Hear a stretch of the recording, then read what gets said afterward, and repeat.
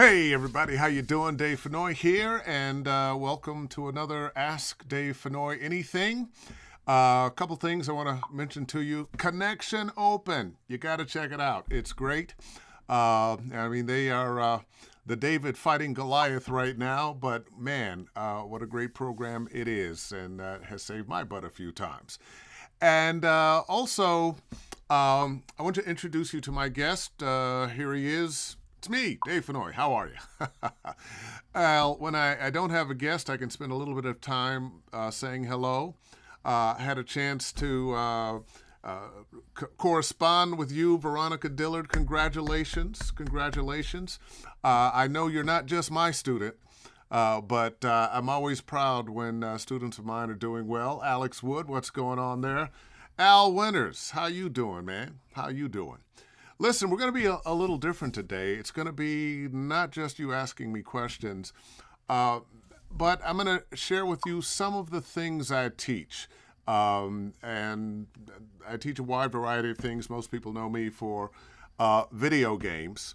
But there's a lot of crossover in the same things that I'm teaching about video games as when I'm teaching promos or narration or voiceover in general or commercial reads. And we're going to go through those things. Now, the bane of voiceover is readiness. How many of you, and you can raise your hands, and even though I can't really see you, I can see you. Raise your hands if you've ever been told that, well, that was a ready read. Yeah, I think we've all been there at one point or another. And sometimes even after you've been doing it for a while, you'll run into some scripts where you're still coming up with ready reads for one reason or another. Well, let's talk about how we get over the idea of reading, how we get over how we get over ready reads in general. Let me click right there. Little concept here. The words are only there to remind you of what you're saying. The words are only there to remind you of what you're saying. What do you think I mean by that? This is a concept that is more of a reminder than it is a technique. But all too often we pick up those words on a page and we are reading them. Okay, and this, and all our focus is in the page and the words that we are reading. And just like if you are an actor, the lines are only part of it. The words are only part of it. What are you thinking? What are you feeling? Who are you? Who are you talking to? What's that relationship? Do you know what you're talking about? The words are only the beginning. It's all those other things that are going to make that read or take that read away from being ready. Now, technically, there's some other issues. A lot of times a ready read is because we're having trouble following the script. There's a word we don't understand. There's some unique and difficult phrasing. Well, here's what I suggest always. Read copy 3 times in your head and then mouth it 3 times before you do a take. I call it the 3 and 3. People that I've worked with who have actually done this say, wow, it's like a miracle. Now, why am I saying do the 3 and 3 3 times in your head and then 3 times mouthing it before you do a take? Because you want to be back at that place where the words are only there to remind you of what you're saying. When you're not familiar enough with the words, when you don't know exactly what it is you're saying, you're going to be focused on this word and that word to this word and what does it mean? And I started this clause and how does that clause work into this clause and this? You're concerned about being correct as opposed to saying this thing that you're feeling and thinking of a certain way. What this does, you will not have memorized the words, the script beforehand, but you'll be familiar enough with it that as you are looking at that script, the words are only there to remind you of what you're saying. You're not actually brain recognize word. How shall I say it? Let it come out of my mouth. It takes a certain amount of brain power to read anything. And we all need to be very good sight readers. That happens. If you're on the job in a video game, you don't get to see the script before you're working. Maybe sometimes now, because we're working at home, they'll email you the script the day before. I don't know about you. I rarely get a chance to really go over it. Things are coming now and now and now. But you do have the chance when you're doing your audition. And guess what? Auditioning is our real job. If you're like me, once you get on the job, hey, baby, we're just having a good time now. We're just doing our thing and enjoying and getting paid for it. So what your real work, your real job is to audition. And to audition well, you have to be completely familiar with that copy. Also, make sure that when you are reading it in your head and when you are reading it, mouthing the words. And I say that because our job is really to take somebody else's words and make them our own. And other people write their sentences differently than you. Their histrionics is going to be different. Their word structure is going to be a little different, despite the fact that we're all speaking English. Actually, that's not true. We're speaking a lot of other languages too, but you understand what I mean. Despite that, people are going to phrase things differently and phrase things not the way that you would. They were going to take this word and put it here, and you would have done it just the opposite. And your brain wants to make those changes for you. Well, if you have read through this script in your head, mouthing the words 3 times and 3 times accurately, you have programmed your brain not to make a mistake. You have programmed your brain. As a matter of fact, let's not say you've programmed your brain not to do something. You have programmed your brain to do it correctly, to read the words as they are, the phrases as they are. Have you ever noticed you pick up a script, you didn't do enough prep, you start reading it, you make a mistake somewhere in the middle, and you go back to and you keep making that same mistake? It's because you programmed your brain a little bit that, this is what I'm supposed to do. Your brain doesn't know this is right or wrong. Your brain, that's what we did? Okay, that's what we're doing. Cool. Next time, I got it. We'll do it the same way next time. So do the 3 and 3. I promise you, it'll make a difference. Okay. Other thing we tend to do is read words instead of phrases. Read the phrases, not the words. There's an acting teacher out there someplace who once said, there are no such things as words. There are only phrases. And when you think about the truth of the matter is, we actually speak in phrases. We don't really speak in words. Yes, the words are there. We are hearing the words. But that readiness is when you are going from word to word to word instead of from phrase to phrase to phrase. If I say, read the phrases, not the words, that's not real ready, but it's a little bit, as opposed to read the phrases, not the words. Which sounded less ready? Read the phrases, not the words. And I'll give you a little tip on sometimes when you've got a lot of copy. If you're doing video games, often it's short phrases. If you're doing TV promos, short phrases. Commercials, now we can get into 30 seconds, 67 seconds. If you're doing long form narration, you really have to know what you're saying. You have to know where you're beginning and where you're going to end up. Now, where was I going to? So,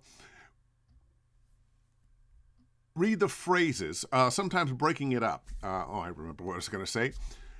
One of the things you can do, you want to always make sure you can see the script. If you're reading scripts off of your phone, come on now. Come on. You can do better than that. When you find yourself doing this, haven't given yourself completely to your performance. One of the things you can do is highlight the different phrases. So you'll have a script that maybe is 60 seconds long and highlight phrase number 1. And then the next phrase you don't highlight. The phrase after that you highlight. The next phrase you don't highlight. And it'll give you an opportunity to concentrate on that phrase, You've also created a place for yourself to take a breath or pause, and away you go. And you'll be surprised. So often you feel this rush. Oh, I've got all these words, and I'm just going to say them. I'm going to say them, and I'm going to say them, and I'm going to keep going because I don't want to mess up, and the words are calling me to say them. Well, one, the words are working for you. You're not working for the words. But when you break it up into thought chunks, into individual clauses, into places where you can stop, you can, without doing much of anything else, you can really bring a read to life. Just reading the phrases, just breaking it up, giving yourself that opportunity to know where to breathe, to know where to pause. I'm doing it a little bit there, although I don't have my highlighter and whatnot. Now I want to talk, that's a lot. I practice those things, you're going to love it. Now, another thing that a lot of us struggle with is, well, who are we? Who are we as voice actors? And I know you have heard that, well, what's your signature voice? And especially for those of us who may do a lot of animation or video games or playing a lot of different characters, we may have a little trouble figuring out, well, who are we really? And to tell you the truth, a lot of people who are doing narration, commercials of various kinds, are also having a problem figuring out who they are. They know what their voice sounds like, maybe, if they're using their real voice. They know what their voice sounds like, but they don't know who they are. Who are they? What's their worldview? How do they relate to the copy? Well, I'm going to suggest a few things for you to kind of get to know yourself. Those of you who are musicians, you've listened to music, guitar player, you've listened to your favorite guitar players, and you copied their licks. Your horn player, same thing. Keyboard player, same thing. Well, guess what? So much of what we do can be likened to music. We listen to our favorite voiceover actors. I know the people that I listened to when I was stepping into this. And we're going to learn some things from them, but we need to learn some things from ourselves. Who are we when we're not with a piece of paper in front of us, in front of a microphone? Who are we when we're just living our lives? And I am going to suggest you record yourself in a variety of normal conversations and learn what you really sound like. Find out, what do I sound like? What is the music of my voice? When you can do that and learn to sound like yourself, you're going a long way towards understanding what your signature voice is. Another thing I'm going to suggest, this is an exercise. Wrong one. Boop, there we go. Ask your friends and family and others who they think you are based on your speaking to them. How do you show up in the world? I think we have all gotten to that point sometime in our lives where the world sees us one way. We see ourselves another way.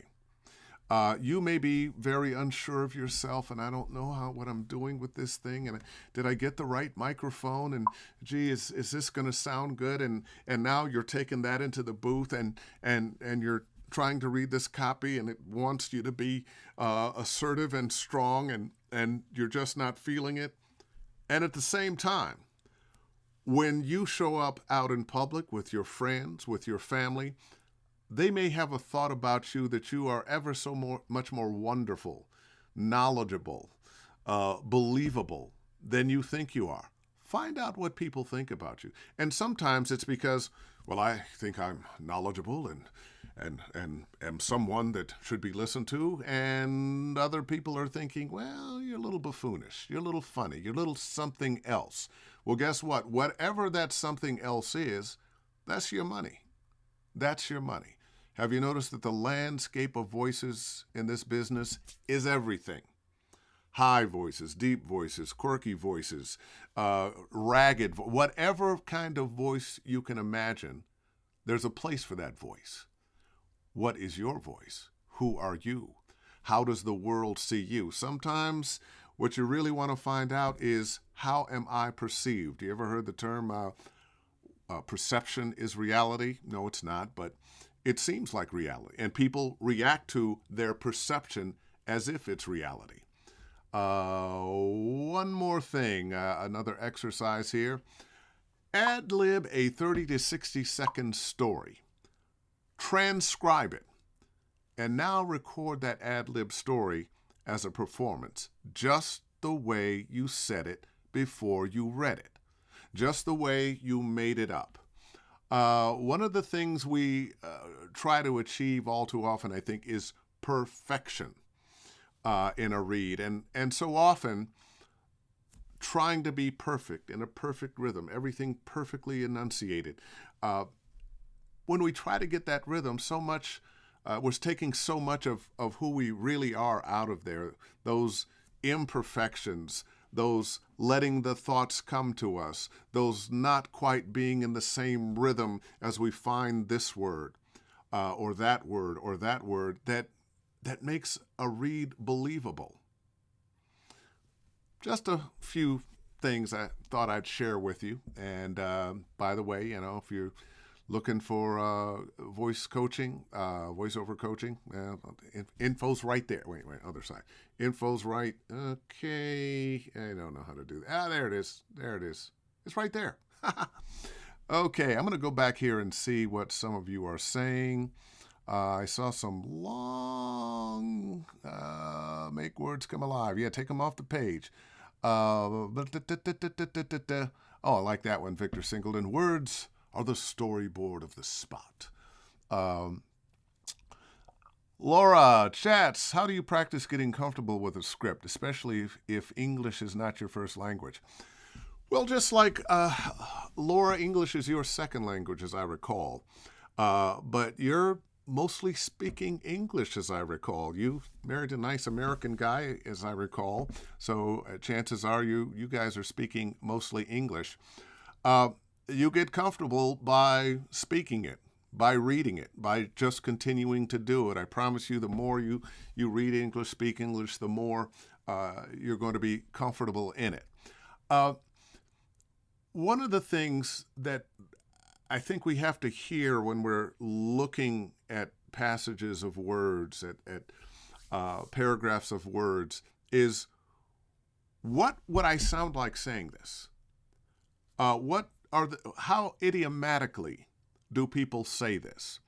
All too often, the easy thing we could do is listen to the people around us and ourselves when we're just being ourselves, and out it comes. I'm trying to think of a very good example of that right now. One pops in my mind, hey, what are you talking about, man? Now, if it's written, hey, what are you talking about, man? Nobody says it like that. Hey, what are you talking about, man? Hey, what are you talking about, man? We are translating the spoken word into the written word. The writer writes. Our job is not to say what the writer wrote. Our job is to take what the writer wrote and make it human speech. And I don't care what character you're playing, it's all based on humanity and being a human. You're playing a monster with a really weird voice, well, it's a comparison of that voice to what a normal human being voice would be like. You're playing an AI and everything is stilted and you're saying things like that. Well, it is a comparison to what a real human would sound like. It's all based on who we are, our humanity, and we're moving closer and away from it. And humanity's pretty big. Humanity's pretty big. We got all kinds of voices, all kinds of attitudes. Little thing I notice with students sometime, when you're out of the music of your voice, when you're reading a passage and suddenly you're doing, and if you go over here on Sunday, you can find out this, and then there's this, and there's this, and that, and then you can do this. As soon as you realize that's what you're doing, trying to manufacture a read, you're not believable anymore. You're not believable anymore. Now, you can get pretty good at manufacturing a read, but it'll never take you all the way there. There are times that you can develop a style. You might have a style in narration. You might have a style for comedy promos or for trailers or something. But the more you wear those shackles of that style, the less you're able to grow and do other things. And sooner or later, that style that you developed, it's going to go out of style. So always be willing to loosen this up, find something else in here and something here. We're trying to touch people here and here. We're trying to bring an honesty of humanity out in us. All right, J. Horace Black. Hey, Dave Fennoy bundle or video program is still on the chain. Started the masterclass and auditions module today. Already learning a lot of applicable things to help me be more in all types of reads. Well, great, Jay. Glad to hear that. Aaron Neal, do you have any tips for when you get a brand new script and a callback? I had that happen to me today. I only had a chance to read it once in my head before going for it. The particular things, any particular things you look for? Well, if you turned in an audition that you're getting a callback for, chances are you spent some time with that script before. So hopefully it's not all new to you. One of the things I find when you book something, you go in, they play your audition back for you, and it all kind of comes back to you. Now, with this callback, you were doing something right that they liked. It's enough that they think, yeah, we could hire this person, Aaron. What I would suggest is bringing the character back, bringing the thoughts and feelings of the character back. But don't try to duplicate the read you gave before.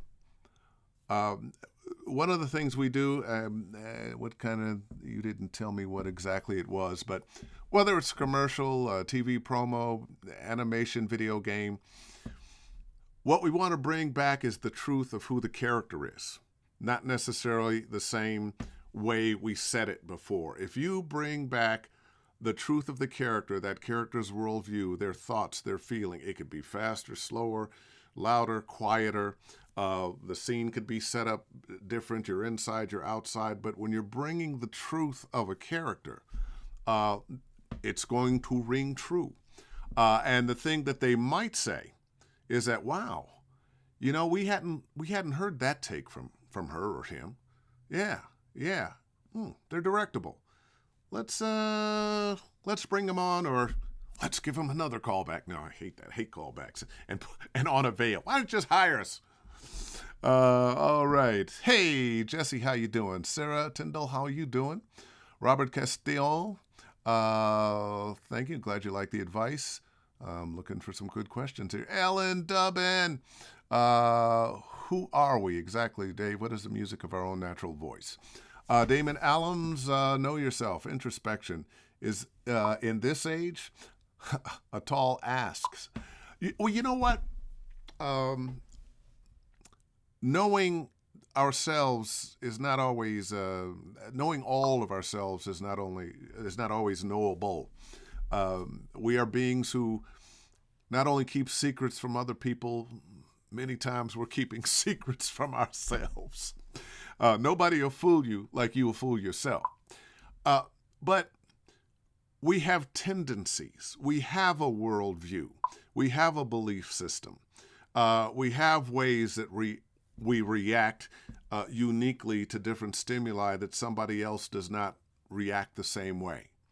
And you can look at, the broad difference between men and women, the broad difference between somebody who grew up in this country and that country, who grew up in this part of the country or that part of the country, from this, whatever it is. We really all have some uniqueness to us. And the more we can tune into that, the more we tune into that specialness, that uniqueness that sets us apart from everybody else.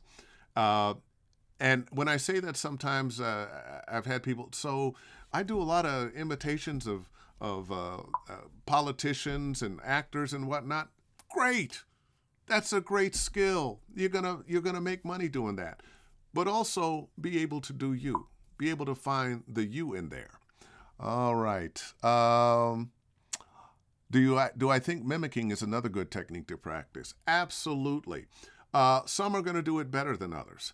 I'm not a particularly good mimicker. I get auditions all the time. Can you voice match? I'm not a voice matcher. It's not a talent I have. I can create unique characters that'll give you a certain feel, but I don't really do a Morgan Freeman, although everybody thinks I should. I don't actually do President Obama, although I've had a bunch of people saying, "Well, you remind me of President Obama." Well, I'll take that as a compliment, but I don't do him. I do a variety of characters that all are created through me. So if you can mimic, great, great. I'm not knocking that. I think, yeah, I'm a little jealous, frankly, but just because you can't mimic doesn't mean you can't create unique characters. Crystal Lee Brown, you're doing well, girl. You're doing well. Dong Dong, may I ask what camera and mic you use for this live and where your mic position? Thank you. This is just the camera on my iMac. It's the FaceTime camera. And right now I'm using an Apache. Oh, I got to talk into it, huh? This is what it is. It's the Apache. What do they call this thing? Hype mic. The Apache Hype mic. Okay. Jeremy Gilbert. How did you approach Lee as a character? That's a good question. Ordinarily, I don't like to talk about me and roles, but in what we're talking about now, one of the things I liked about playing Lee Everett was it was very much me. It was very much my voice. I didn't have to change anything. I have a daughter, and he's taking care of a little girl. I have regrets in life, as we all do, and he had some serious regrets in his life. And I think at some point in our lives, we are all looking for some kind of redemption. So I just played that. Now, didn't change my voice, but he was more world weary than I am. He had secrets that he had to hide. And basically, that was it. I just changed how I approached the world. You know, I approached the world, hey, how you doing? What's going on, man? Good to see you. That was not him. He was somebody that, you know, I'm a good guy. I did something terrible.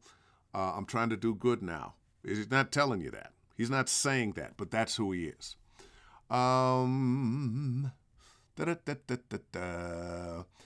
Evan Richards, what's a good method to help deal with clicking noise when recording or auditioning in the home studio? Is that clicking from your mouth? Dentures getting a little loose there. Sometimes there are little clicks. There are ways of taking them out, but they can come for a variety of reasons. You can get rid of them in post. You can have a cleanup program that declicks. So there are ways to handle that, but I always wonder if you're getting mouth clicks, you're doing something wrong. Maybe you're not hydrated enough. David Hurlbert. Thanks, Dave. You're amazing. Why, thank you. Oh, by the way, I have my voiceover channel. Team voiceover. All right, enough of that. How do you connect with a script that is just bad or something that you're unfamiliar with and you may not understand the context? Probably more narration than commercial. Boy, I have gone through my share of bad scripts. There's very little you can do with a bad script if you don't have the okay to do some rewrites. Occasionally, you get that. Occasionally, I'll be working on a video game or a commercial or something, and something's not working, and I'll say, hey, can I change this? Or sometimes, I won't say more often than not, but often, you're reading a script, and because your brain expects certain words and phrases to follow other certain words and phrases, out it will come out of my mouth a little different than it was written. Same meaning, but just the words in a different order. And I can't tell you how many times I get the, you know what, that's better. Hey, change that on the script. That's the way we're going to go with it. And as I was saying, David, if you're not familiar, get familiar with the script. Spend some time with it. Slow it down. Take those phrases, and we've all done that. You've had a script and there was a phrase that just didn't seem to make sense. More often than not, if you stop and slow it down, step back from it, read again what leads into it, what comes after it, you'll find out that it may be a little clunky, but it actually does make sense. That's not to say there isn't bad writing, but I've had that happen to me. And earlier on in my career, a couple of times when I didn't understand what it was saying, and I just tried to give it a song that made it okay. And then later on, I went, oh, that's what that meant. Sometimes we're getting in our own way, worried about, I want to get this right. As opposed to, look, this is me. I'm looking at these words. I have the brains to know what they say. Spend the time, stop worrying about, is this going to sound good? And what is this saying? Gary Scales, what's a tip when you read a script and you like your read, but then say, can I do it with a bit more energy? I'll do it with a bit more energy. You know, we don't always know exactly what's the right amount of energy or not. Oftentimes they give you an idea, but maybe not. Trust your instincts. Who is the person talking? Who are they talking to? Where are they? What just happened?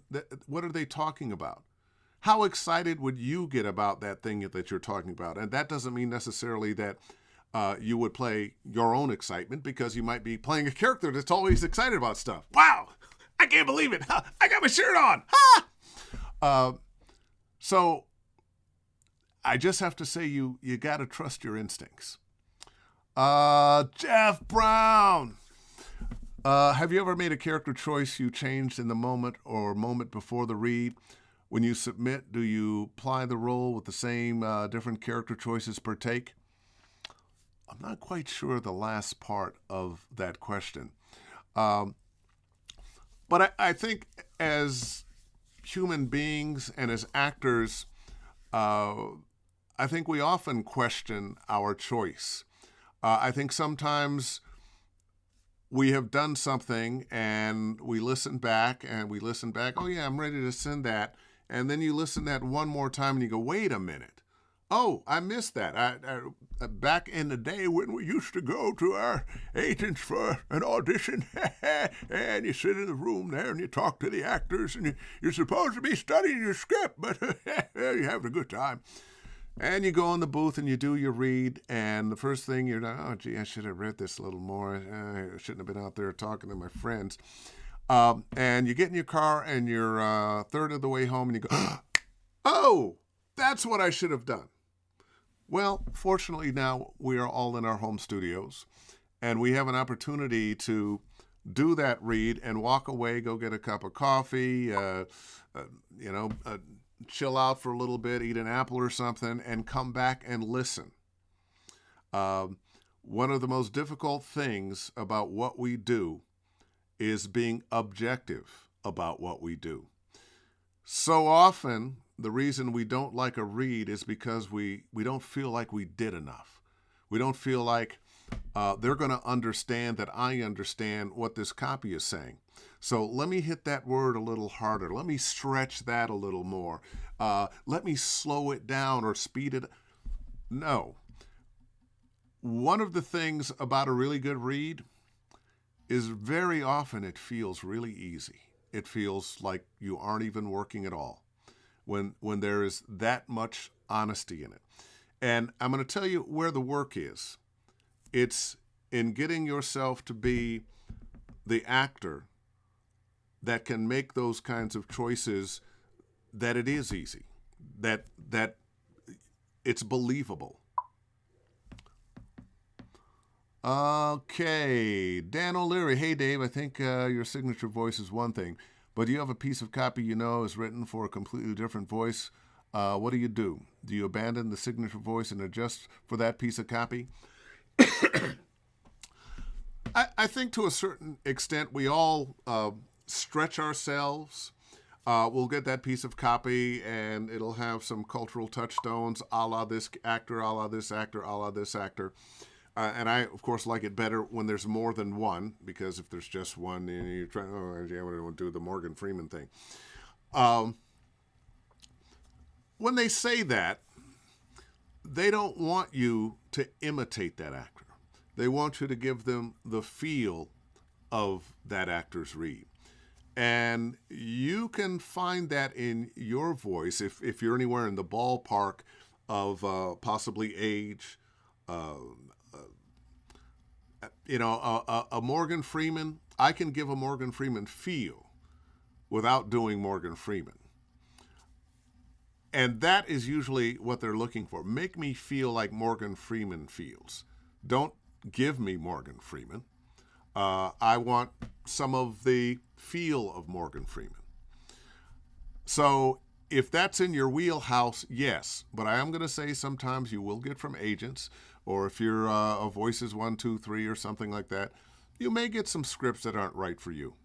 I get scripts from time to time, and it's for some 20-something guy. I can't play a 20-something guy anymore. But we all have some stretch. We all have some stretch. Robert Castillo, you skipped my question. What was your question, Robert? Let me back up and see if I can find it.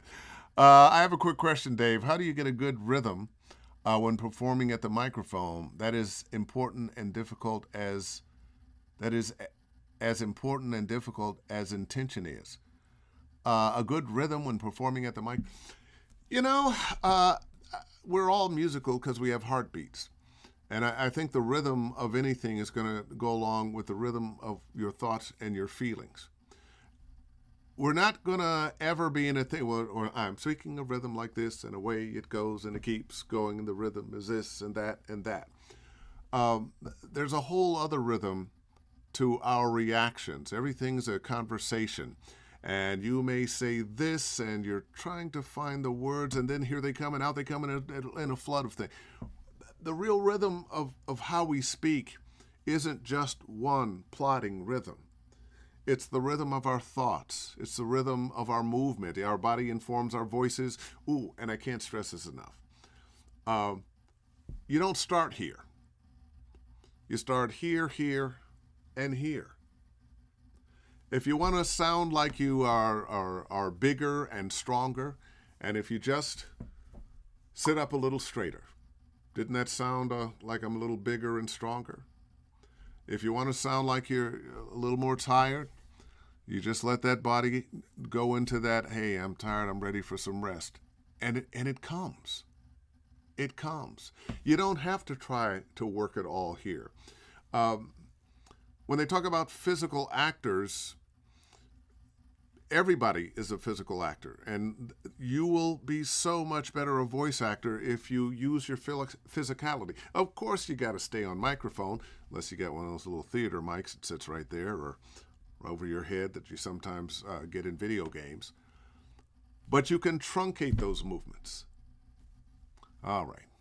Now I got to scroll back down and... Sia Moody, how do you handle a script when the script indicates it's a 30-second spot and you do it in 15 or vice versa? Thank you. The bane of commercial voice actors are 30, 15, 60s, especially if you've in radio at the time, and there were a lot of 30-second scripts with 40 seconds worth of copy, and vice versa. Now, if you're looking at a 30-second script that you're doing in 15 seconds, I'm going to assume that it's a television commercial and there are pictures that are telling a story. Perhaps you're seeing people talking to one another.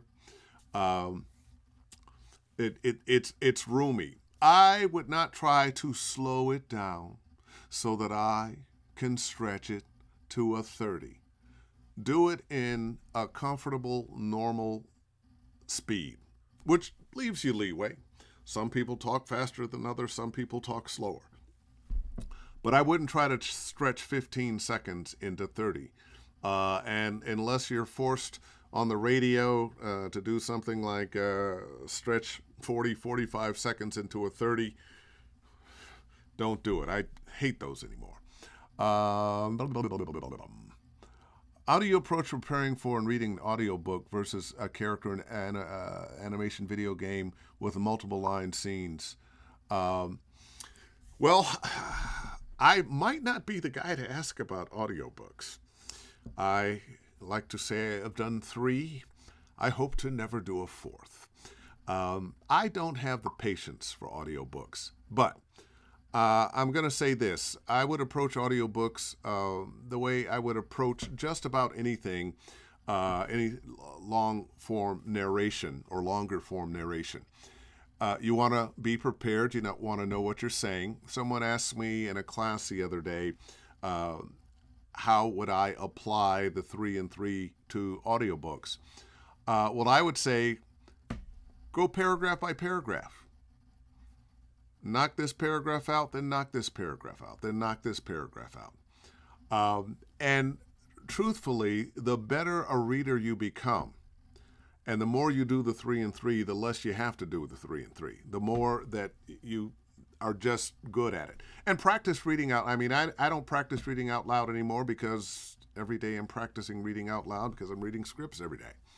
But if you're not auditioning a lot, practice reading out loud a lot with the idea of I want to sound conversational, correcting yourself. When you find yourself going into a read and I'm trying to make the words do something by how I'm saying them, you know you're not being yourself. You know that now you're being reedy and phony. It's not you. Earl Glover, do you teach other styles, VO, besides video games? Absolutely. Commercial documentaries? Absolutely. Who else did I miss here? Did I run out of questions? Ha! I don't believe it. Or it went too far.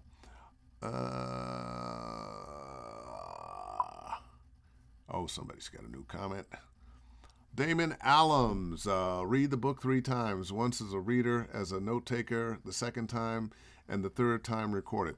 I didn't say book, and you may be saying that, and there may be some audiobook people out there telling you that. I have not sat in on classes for audiobooks.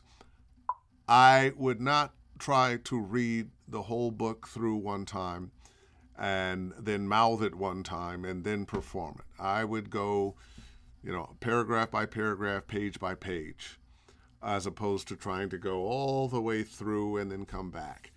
That, doesn't make sense to me. There may be some audiobook people that do that. I wouldn't. That may work for them. That wouldn't work for me just because of so much time. One of the reasons I don't do audiobooks, besides the fact that I don't have the patience for it, was I've done a lot of TV promos. And when I was doing promos for ABC a number of years ago, I went in, they handed me a script. I said, it's one word. They said, say it. I said, next. And they put it on 25 spots, and a couple weeks later I had a check for $5,000 for that one word. So it's like, so you're telling me for this 380-page book that's going to take me how many hours to do, that you're going to pay me X amount of dollars per hour, but it's going to take me 3 or 4 hours per finished hour, and at the end of it I'm making $25 an hour or $50 an hour? Nah, I'll pass. That said, there are people who love it, who are making very good livings doing audiobooks. So don't get that I'm putting them down. It's just not for me. Now, I won an award for an audiobook, but I did it for free. It was a donation. And the reason I did it was because the subject matter was something I was very interested in. Earl Glover, great. Looking forward to working with you in the near future. Any advice on how to practice improv during these troubled times? Improv classes are great. They kind of get the cobwebs out of your head, uh, get your mind moving. What I would suggest, as I think improv works best with a group of people, if I were looking to do an improv class right now, I'd probably want to do something uh, on Zoom. Have a bunch of people there and play the same kinds of games that you play in an improv class, but just do it on Zoom, like we're doing everything else on Zoom these days. Um, by the way, Dave, I've been using your 3 and 3 method and it works. You think? Of course it works. Come on. Victor Singleton, should you feel the emotion of a script while reading it, or does that color your read too much? Well, if you're not feeling the feels that are in there, I don't know how you actually can deliver it. What a mistake that people make sometime is try to play sad or angry or hurt, and depending on who the person is, that's gonna come across really different. Uh, as guys, a lot of times we don't show our hurt. It comes out in another way. Our hurt might sound or look like angry. And let's squeeze that down to different individuals. There are people out there that they're not going to give you much. Maybe they talk to you like this all the time. And if you say something that hurts them, they just back up a little bit. Well, I'm going to do something else because I don't like the way you're talking to me. And this might be about what you get. We all know some people like that. And then there are people like, man, why would you say something like that to me? Man, dude, that hurt my feelings, dude. Come on now. Hey, different people react differently. I say play the character, play the person, not the emotions. Play this character with these particular emotions and how this particular person shares these emotions or doesn't share these emotions. And it's the difference between, oh, I'm going to play the words in the script and playing the character. It's a character that says something and is feeling and thinking something while they're saying it. But based on who they are, their worldview, that's going to be very different than the next guy over or the next gal over who feeling the same thing, saying the same thing. It's going to come out very, very different. We don't play the words. We play the character who's thinking, saying, feeling those words. Supreme Senpai makes a good point, but not doing the 3-time read through runs the risk of finding out a character's traits affect how they're read on the final page and having not to go back and redo it. You know, that actually is somewhat of a good point. And what I would say is find out what their character is kind of like as you're going through. Don't take them too far in this direction or that direction. Just like people, you don't know everybody's arc. It's one thing when you've got a play, you've got a screenplay, you've got a script from a television show, or you've got a book. Well, you can read the book all the way through and find out who does what and who doesn't. But generally, they give you a kind of a description of characters as they're introduced. They sound like this, they look like this, they're from here, they're this age, their background is such and such, which may give you some hints as to the kind of person they are, what they're going to do later on in the book. But you'll be surprised sometimes to find that person you thought was a bad guy is a good guy, and the person you thought was a good guy is a bad guy. Does that mean you change how you play them? Not necessarily, especially if that character is supposed to surprise you with their goodness or surprise you with their badness or their indifference or whatever it is. Carlise Burke, read the copy 3 times in your head, then mouth it 3 times before you do a take. Yes, I heard that somewhere. J. Horace Black, varied reads question. When you give 2 or 3 takes on an ABC, do you vary them slightly or greatly? Then are you changing the person you're talking to get the variance in between ABC or three takes performance? Oh, this is such a good question. We go through this a lot, especially in video games when you have a short line. Maybe the line is "Get away from me." I don't change who the character is. I change what the circumstances of the character is. Maybe the line is "Get away from me." Well, let's put the character, he's sitting in a bar and somebody walks up to him and is trying to get him to get away from me. Or he's outside and a monster is going, "Get away from me!" Or his ex-wife is, hitting him up for alimony. "Get away from me!" That will change it. There's different things you can change. Where you are, how far the person you're talking to is, who that person you're talking to is. Sometimes you're telling somebody to get away from you that you don't want to get away from you. But, we are human. We don't make sense. So don't try to, I'm going to change the read just to change the read. Give yourself a reason. Give yourself a different scene. Now I'm saying this to that person that's way over there, so it's going to be louder. Now, maybe I'm saying it to that person, but I'm actually talking to myself. Oh, get out. Get away from me. And we've all been in that situation. Oh, we see that person. Oh, God, here comes so-and-so. Please don't talk to me. But the person's way over there. Now, that could be played. Please don't talk to me. Talking to the person or that, I see him. Oh, please don't talk to him. Please don't let him come over. Dude, I hope that answered your question. And why am I looking at this like you're going, yeah, I got it. Daniel, hey, Dave, I realized recently that I have annoying vocal tick of throat clearing pretty often. I'm not reading copy, but before takes, etc. Any advice on how to stop the habit? You might want to see an eye, ear, nose, and throat person. And don't worry about the eyes. The ear, nose, and throat, yeah. If you have any kind of ear problems, that can trickle down into your throat. If you have nasal problems, that can trickle down into your throat.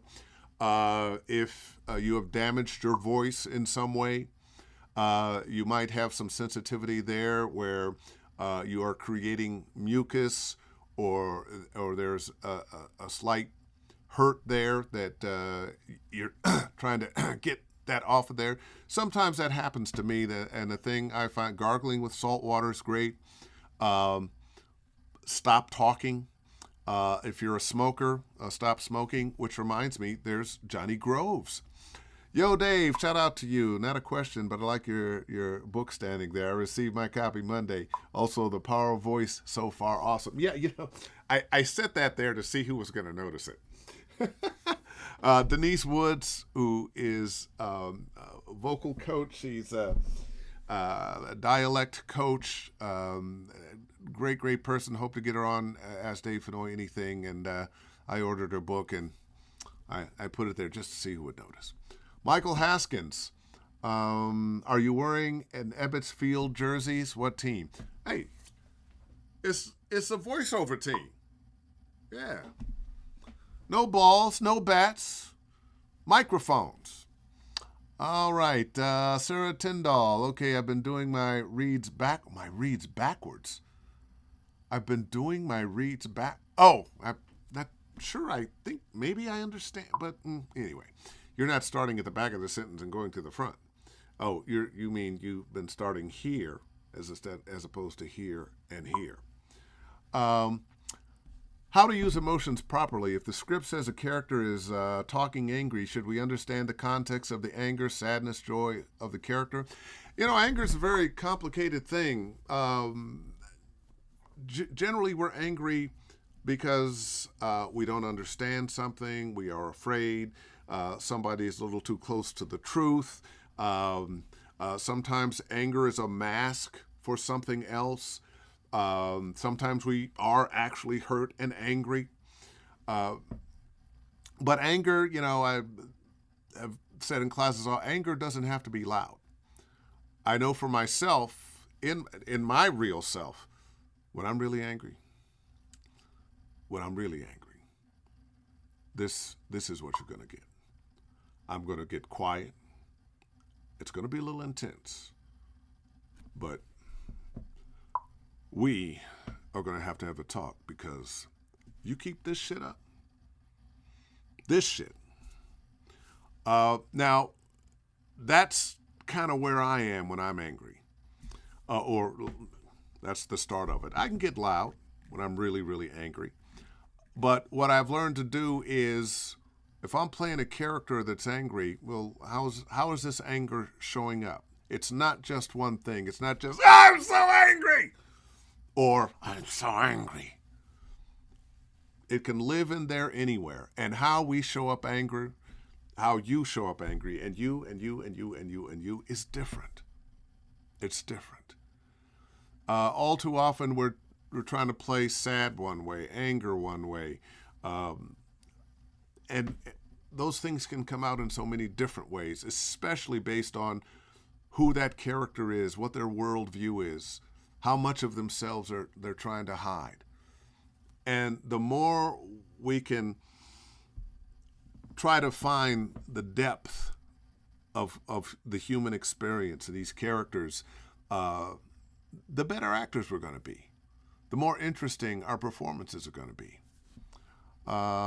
Dave, have you volunteered your time at Learning Ally? Absolutely. As a matter of fact, the book I won a Voice Arts Awards for was through Learning Ally. Right. Laura, are there techniques not to damage your voice when you do efforts for video games?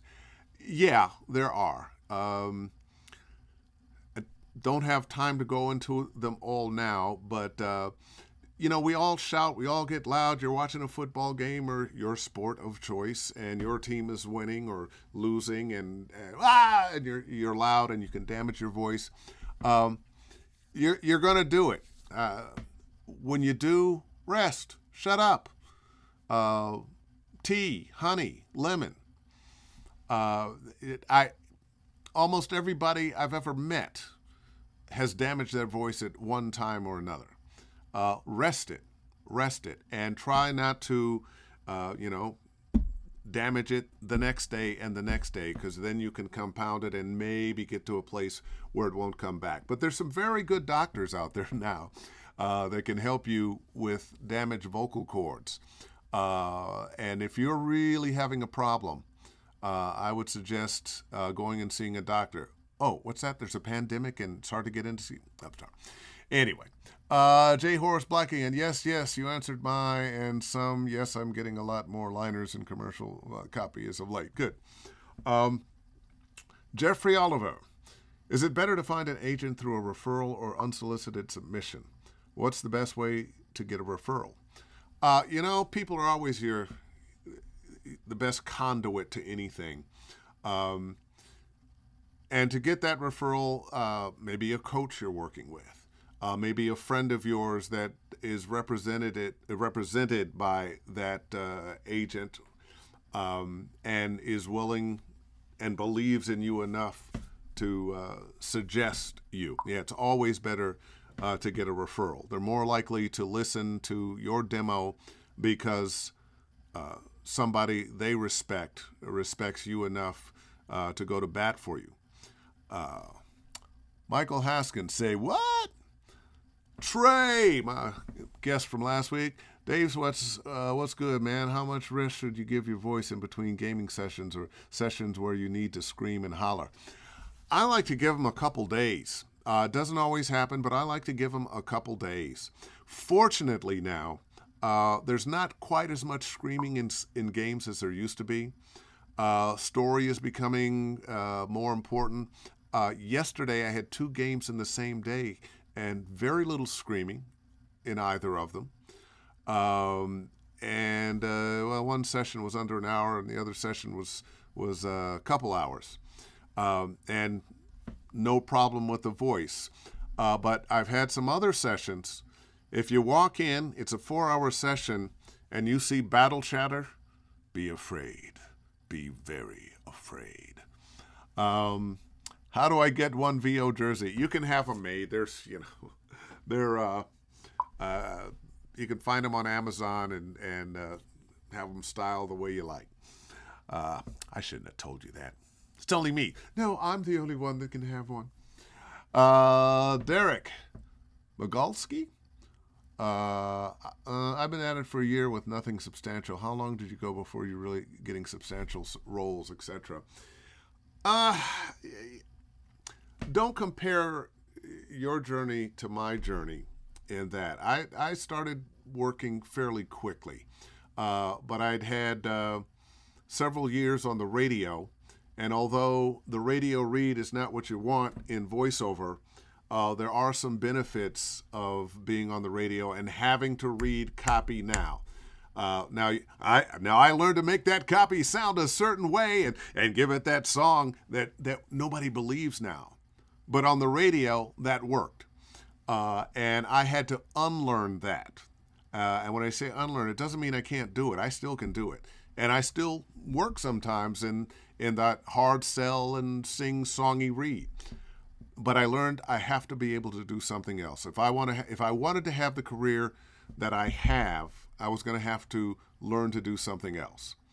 But I won't say that I just started and everything went hunky-dory. You know, ups and downs. As with anything else, any job you get, somebody had before you and somebody's going to have after you. I would concentrate on finding repeat business.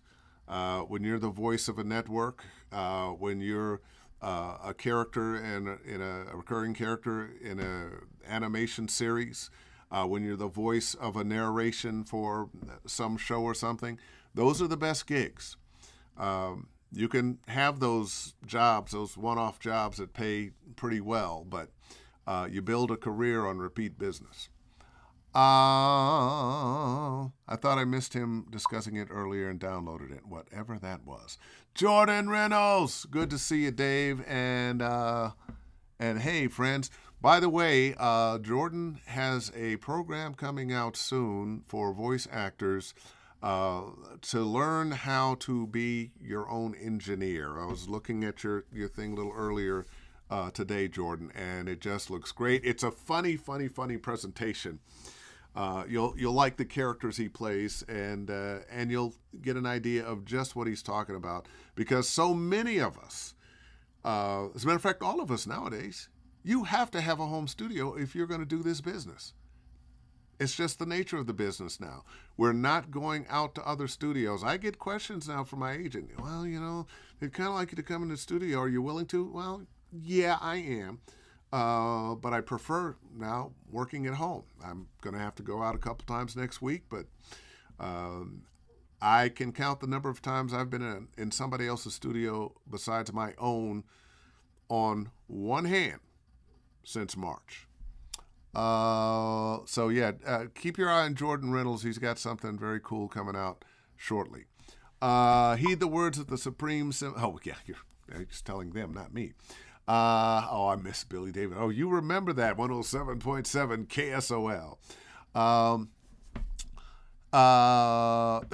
Jordan, what do you got to say? I had to politely end a session once. AAA union game. The director was inexperienced and was having me scream 3 full takes of every line. Jesus. Whew. At line 80, I was risking permanent damage. My agent and the client were all 100% cool and understanding. That is one thing about the industry now is most directors, not that one clearly, want to protect you. Whenever I'm doing that kind of work, they'll do things. Well, let's just do one take, and if I like it, great, then so we don't have to do a second. Most of the time in video games, line by line, you're going to do 2 or 3 takes. But all the directors now that I work with, when you get to that shouty stuff, they're trying to help you save your voice, and that's a good thing. David Kelly, how much do you eliminate? How do you eliminate so much moisture in the mouth? Have you heard of this before? Eliminate some. Well, you know what? I have the opposite problem. I got to keep drinking water. My mouth will get a little dry, so and I just suggest drinking that water. Jason Leonard White, boy, these young guns, y'all are coming on up. Well, listen, I think that's going to call it. We're at 7:05. This was a lot of fun for me. It's funny when I was growing up, going off to college. First as a theater major and then as a music major. My mom, who was a school teacher, said, "Son, you should get a teaching degree." Mom, I am not getting a teaching degree. I don't want to teach nothing to nobody. You are here grading papers at night and la la la. And here, one of the things I enjoy most now is teaching voiceover. So I know she's up there laughing at me some kind of way. All right. Well, listen, this has been a gas for me. I hope you have learned something. I really, really, really, more than anything else, I want you to overcome these obstacles, these misconceptions, the kinds of questions and thoughts about how we do this that keep you from doing it. You want to be a human being. You want to touch people here and here. And the only way you're going to get there is by learning to translate the written word into the spoken word. All right. See you next week. Not sure who my guest will be, but there'll be a guest, and we will get into it and have a good time. In the meantime, book something.